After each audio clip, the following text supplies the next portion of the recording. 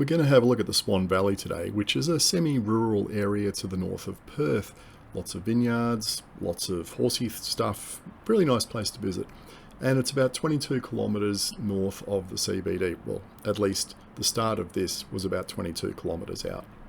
And as you can see, lots of nice, open, semi-rural country out here. And unfortunately, I didn't take my video camera and point it out to the side so you could see all the nice views to the left and to the right. Trust me, it's like being out in the country, and you're not that far out from the city. Now, we just got to, before we go on though, I do have some criticisms about this, and yeah, the paths are not great. Anyway, that blue line is where we're going to go. Now, Perth is covered in really good high quality paths like this one. This is opposite the CBD around the Swan River, and good paths. What are they? Well, they're nice and wide. They're made out of red asphalt, so they're clear to see and find. They're edged with concrete so they don't crumble. They're well lit. You can see the lights all the way around here. They're generally well drained. They don't have tight turns. They've got good sight lines, especially at road crossings. Where they do cross a road or something, they've got nicely built concrete ramps. Hopefully they've got clear signage, although in Perth that's not always a given. And if you can think of any other attributes, well, just feel free to put it in the comments, because I think everyone's written on good paths and bad paths, and they've got ideas of, what they are. So we're going to start out in Guildford, and I've ridden out here quite a few times now. And I got to through the end of this park, and I thought, okay, well, where do I go from here? And it was pretty simple. All I had to do was come out of the park, go across the roundabout, and I was on, West Swan Road, I think. And this is kind of where the good paths went to die. So from that roundabout, essentially, from here on up, you go from high quality path to, pretty average to not the best. And I wasn't even sure if I was supposed to be riding on the path along here, because I'll tell you what, it wasn't much of a path. Anyway, so we get over the river here, and I see these two people down to my left, and I actually stopped to have a look at them, thinking, what on earth are they doing riding up from underneath the bridge? That seems a bit crackers. And it was then that I realised, oh, they were actually on the path. This is where you're supposed to go. But the path, it's kind of not terribly well defined. In the usual standard with red asphalt and good signage and all the rest of it, to tell you that's where to go without being told where to go. Or, if I hadn't have seen those cyclists, I don't know what would have happened. Then we get to this crossing. What an absolute disastrous shambles this is. This is a 70-kilometre-hour road, and it's busy. And there's no island in the middle of the road where you can just pop out and use it as a refuge. You've just got to wait for a gap, with cars coming at you at least 70 kilometres an hour each direction. And we actually drove out there last weekend for go to a restaurant. You might have seen a police car go by. Even driving on this road was pretty unpleasant, because speeding, impatient drivers, tailgaters, the worst kind of behaviour that you could expect from people who are in a hurry. Very horrible crossing to get across, and I don't understand why they haven't done something about it. Anyway, along here we can see, yes, we do have red asphalt for a stretch, although the quality of it varies a bit, and then it just kind of finishes. And this was a little funny bit. They're obviously doing some road works here, and there's a coffee shack here, and there was a Commodore just kind of wrapped around the gazebo out the front of it. Obviously had a spin out and a crash. You can see it's knocked over a pole. That thing wasn't going anywhere. It was going to be towed away. It was totaled, but it was still sitting there.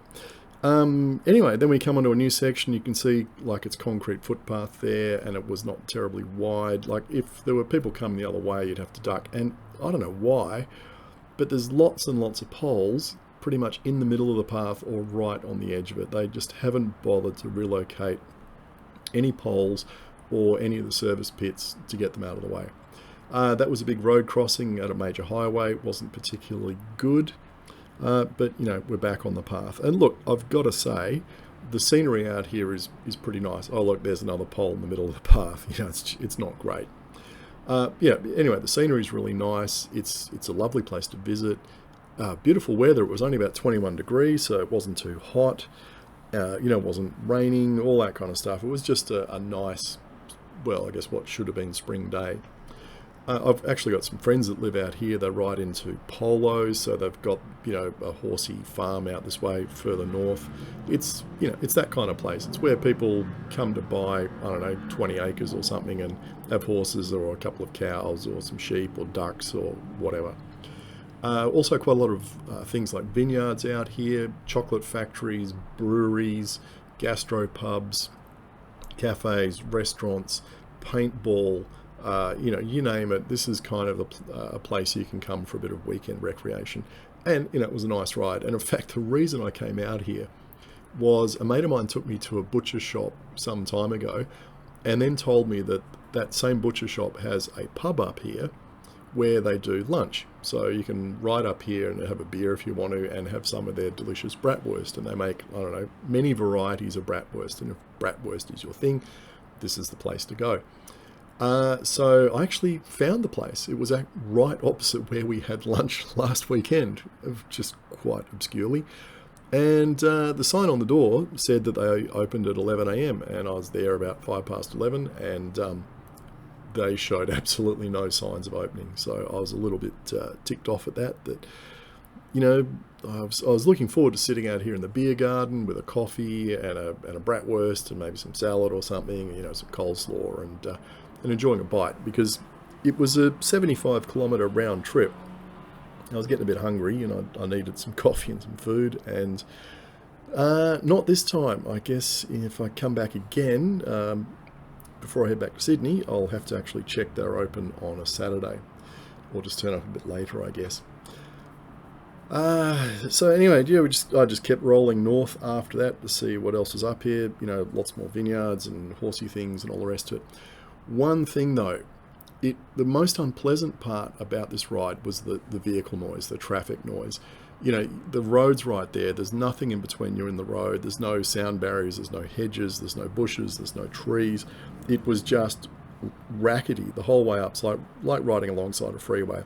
For some distance, I had the headphones in simply because I wanted to listen to something that wasn't vehicle noise. So that detracted a lot from the pleasure of some beautiful scenery. If I do go back again, this time I'll have to remember to pull the camera out in places and video some stuff. So this was my turnaround point, the Mallard Duck Winery, or was it the Mallard Duck Restaurant? I don't know.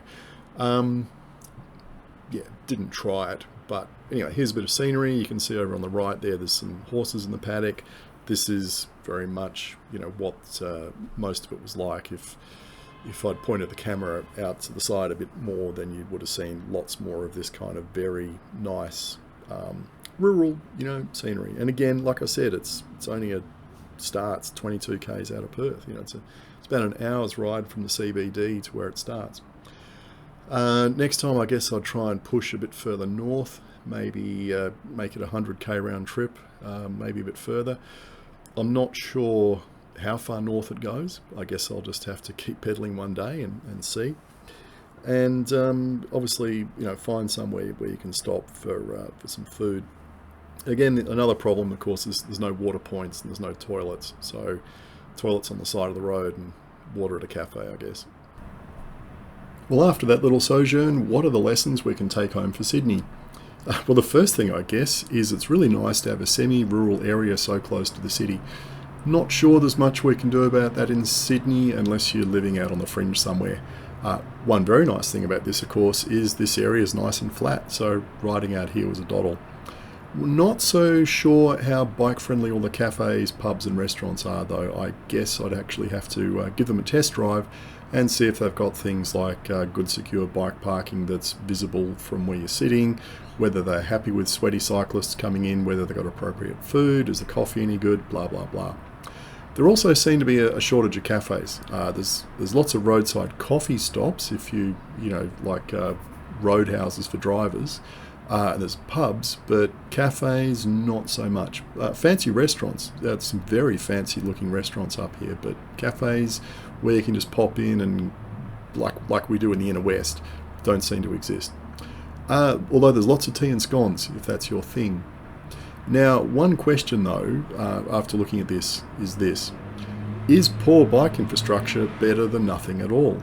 Now, yes, I've got my complaints about the bike path here, but heck, it's a bike path. It's completely separated from the road. There's some bits where you have to watch out, but hey, I rode 15 kilometres or so on that with really no problems. So I guess there is a lesson there that, you know, not to allow the perfect to drive out the good. Another thing I'd say is sound barriers, when they're alongside a road like this, can make or break the experience. Certainly some kind of sound barrier to cut down the car noise would be great, but I guess you don't want to ruin the view. And up here in that area, I guess you also want something that's not going to be a fire hazard as well, because they had some nasty bushfires up there last Christmas and the whole area almost burnt down. So they're probably very cautious about putting in trees, shrubs, hedges, etc. along the side of the road, which might go up in smoke in a bushfire. Poles, power poles, light poles, that kind of thing, they definitely need shifting when paths are constructed, and that just needs to be put in the budget. Probably not a cheap thing to do to get the energy company out to dig a hole and shift a pole across, but I think it definitely needs to be done. Path treatments, and by this I mean the surface treatment. It would have been absolutely wonderful if the whole path had been constructed in red asphalt. Once you've ridden around over here on a lot of these red asphalt paths, you come to recognise just how easy it is to find them. When you're navigating around the place or wayfinding, it's so much simpler when you just look around you for something, you know, for red asphalt and go, oh look, there's some over there. That's probably where we need to be.